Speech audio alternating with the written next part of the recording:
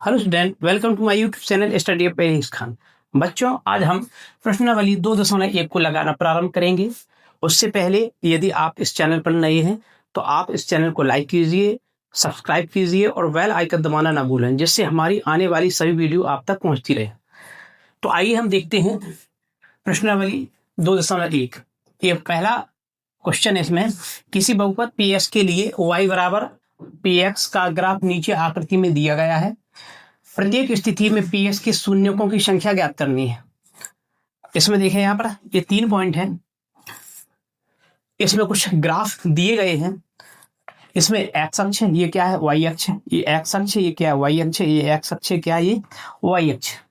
तो यहाँ पर देखें, इस लाइन जो स्ट्रेट लाइन है उसने एक्स अक्ष को कितनी बार काटा है। देखें यहाँ पर इसने केवल वाई अक्ष को काटा है, एक्स अक्ष को नहीं काटा है। इसलिए इसमें शून्यकों की संख्या कितनी होगी, केवल 0। क्या होगी, 0 होगी, क्योंकि इस लाइन ने एक्स अक्ष को एक भी बार नहीं काटा है। इसलिए इसमें शून्यकों की संख्या कितनी होगी, 0 होगी। यहाँ देखें, यहाँ पर जो ग्राफ दिया गया है इसने एक्स अक्ष को कितनी बार काटा है। देखें यहाँ पर केवल यहाँ पर काटा है एक बार, तो इसमें शून्यकों की संख्या कितनी होगी, 1 होगी। यहाँ पर देखें, इस ग्राफ ने एक्स अक्ष को कितनी बार काटा है। देखें यहाँ पर एक बार यहाँ काटा है, एक बार यहाँ, एक बार यहाँ। तो इस ग्राफ ने एक्स अक्ष को कितनी बार काटा है, 3 बार। तो इसमें शून्यकों की संख्या कितनी होगी, 3 होगी। तो यहाँ पर हम क्या इसे इस प्रकार भी लिख सकते हैं भाषा के रूप में, हल। ये फर्स्ट का है, यहां लिखेंगे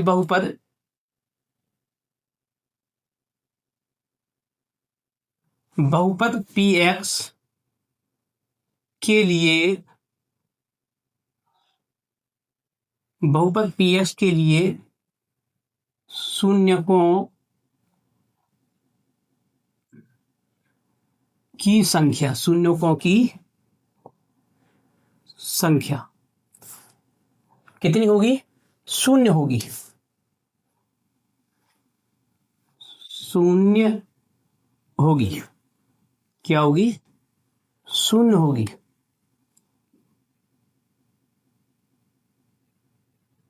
क्योंकि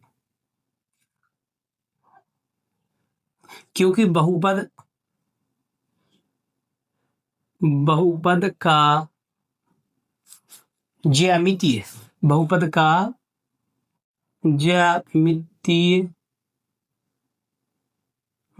का ज्यामितीय आलेख एक्स अक्ष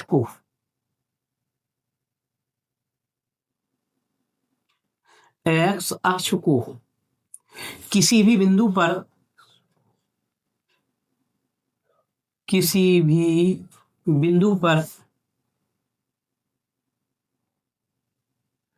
प्रतिच्छेद नहीं करता।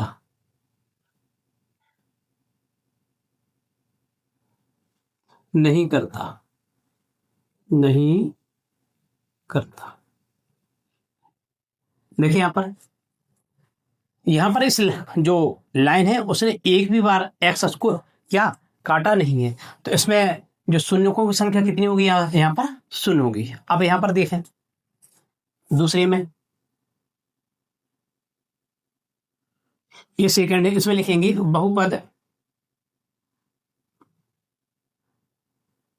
बहुपद पी एक्स के लिए,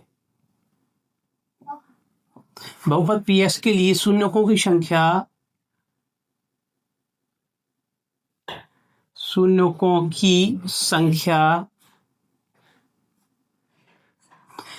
कितनी होगी। देखें यहाँ पर इस ग्राफ ने जो एक्स अक्ष की रेखा है उस कितनी बार काटा। देखें यहाँ पर केवल एक बार। तो बहुपद पी एस के लिए शून्यकों की संख्या कितनी होगी, यहाँ पर 1 होगी। संख्या 1 होगी, 1 होगी। क्योंकि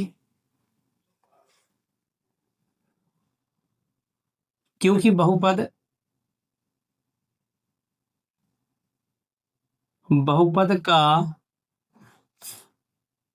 ज्यामितीय बहुपद का ज्यामितीय आलेख एक्स अक्ष को एक बिंदु पर है। क्या? एक्स अक्ष को एक बिंदु पर प्रतिच्छेद करता है। क्या करता है? एक बिंदु पर क्या करता है? प्रतिच्छेद करता है। क्योंकि इस ग्राफ ने एक्स अक्ष की जो रेखा है उसे क्या एक बार काटा, इसलिए क्या है इसके जो शून्य क्या है, देखें यहाँ पर एक है। अब यहाँ पर देखें इसने, तो यहाँ लिखेंगे ये हल किसका है? थर्ड का।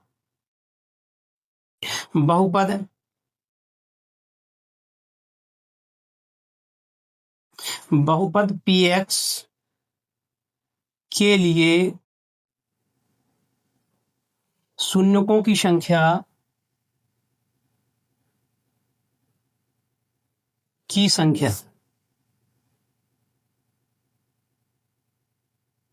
शून्यकों की संख्या कितनी है? यहां पर देखें 3। शून्यकों की संख्या कितनी है? 3। शून्यों की संख्या कितनी है? 3 है। क्योंकि बहुपद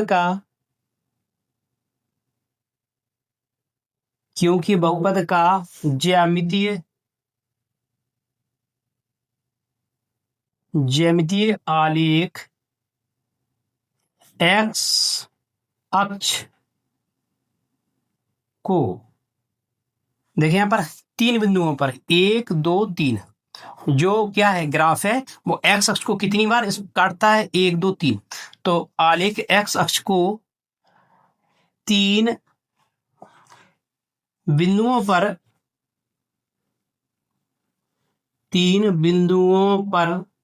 प्रतिच्छेद करता है।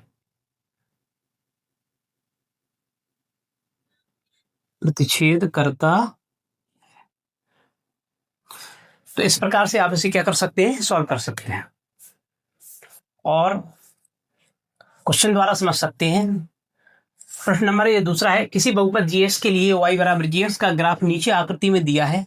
प्रत्येक स्थिति में जीएस के वास्तविक शून्यकों की संख्या ज्ञात कीजिए। अब यहाँ पर देखें, जो यहाँ पर एक परवलयाकार आकृति दी गई है, इसने यहाँ पर देखो एक्स अक्ष को कहीं काटा नहीं काटा, तो इसमें शून्यकों की संख्या कितनी होगी?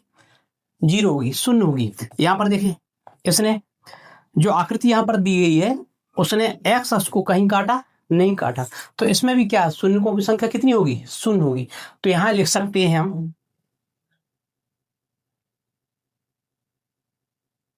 हल। देखें यहां पर क्या लिखेंगे? बहुपद जी एक्स के लिए वास्तविक शून्यकों की संख्या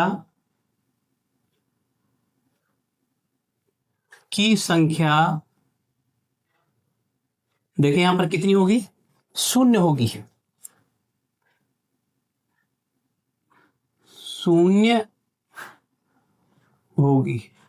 क्या होगी? शून्य होगी। ओके,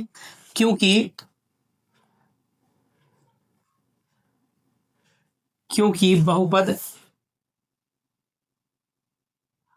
बहुपद का ज्यामितीय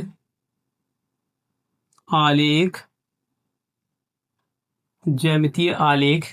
एक्स अक्ष को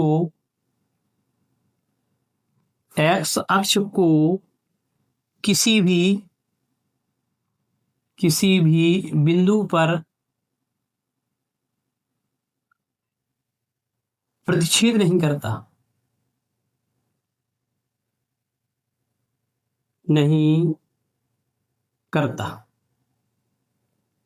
है। तो क्या है? बहुपद जीएस के बहुपद जीएस के लिए वास्तविक शून्य की संख्या क्या होगी? देखिए यहाँ पे शून्य होगी, क्योंकि बहुपद का ज्यामितीय आलेख एक्स अक्ष को, जो परवलयाकार आकृति दी हुई है वो एक्स अक्ष को कहीं भी काटती नहीं है। ज्यामितीय आलेख एक्स अक्ष को किसी भी बिंदु पर प्रतिच्छेद नहीं करती, इसलिए इसमें शून्य की संख्या कितनी होगी? शून्य होगी। इसमें भी शून्य की संख्या कितनी होगी? शून्य होगी। तो इस प्रकार से आप क्या कर सकते हैं, इसे सॉल्व कर सकते हैं।